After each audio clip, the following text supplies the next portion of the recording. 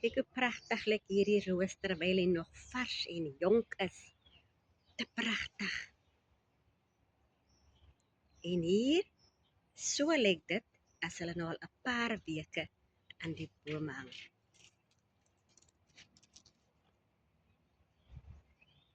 Ek wys net vir julle die verandering wat plaasvind. En so vind veranderings in mense se lewens en mense ook plaas. Gedurig veranderings. Sommige kere is dit goed, sommige kere nie so goed nie. Kyk daar.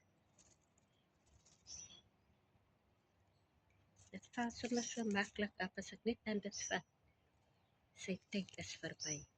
Sy tyd is om. Nou vat ek aan hierdie ene. Hy blare is sterk. Kyk hier. Nog nie tyd om af te val nie.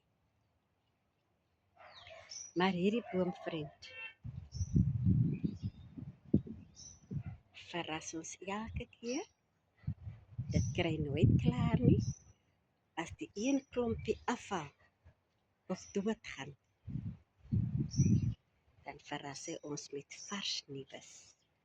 Soos hierdie. Ek is Maggie in Port Elizabeth. 'n blomliefhebber. Lievertuin maar.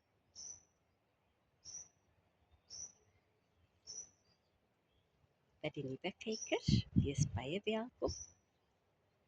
En my gereelde kykers, ek doen nog steeds wat ek doen. Vertel vir my 'n slag in die comments wat julle doen. Dit sal so heerlik wees om van julle te luister.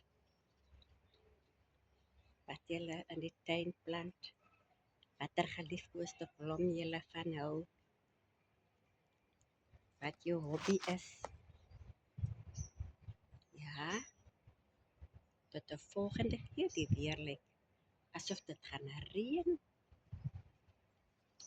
Is koel en onweer.